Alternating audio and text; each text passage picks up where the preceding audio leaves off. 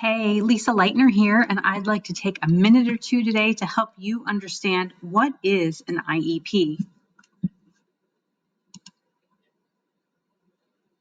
Welcome to my class. Hey, it's back to school time, and we are going to talk about what is an IEP and how to get one. I'm Lisa Leitner. I am a special education advocate and have been for 12 years. Sometimes I get so deep into IEPs that I forget the basics, and I forget that some parents don't even know what one is. So, IEPs and special education are the same thing. If your child has an IEP, then they are receiving special education.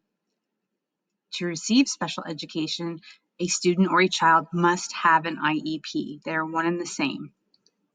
IEP stands for Individualized Education Program. Some folks use the word plan in place of program.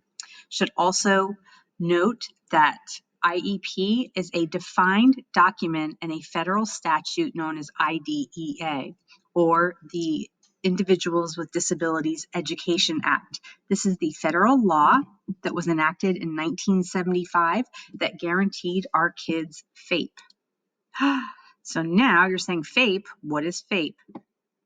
FAPE stands for a free and appropriate education, and it is something that every child in the United States and its territories and overseas military bases is guaranteed.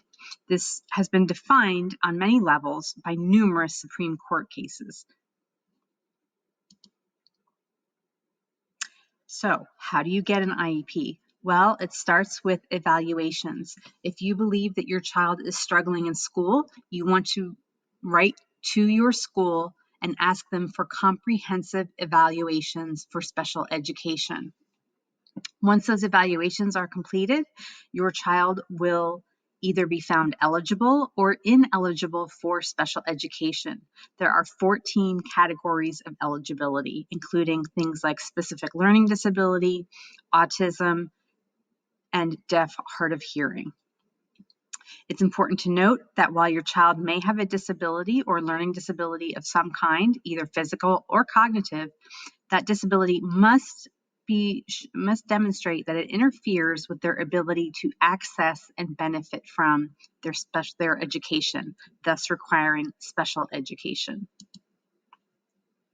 So, if you'd like more information, I have over 600 articles on my website, adayinourshoes.com, that explains all kinds of facets of the IEP process.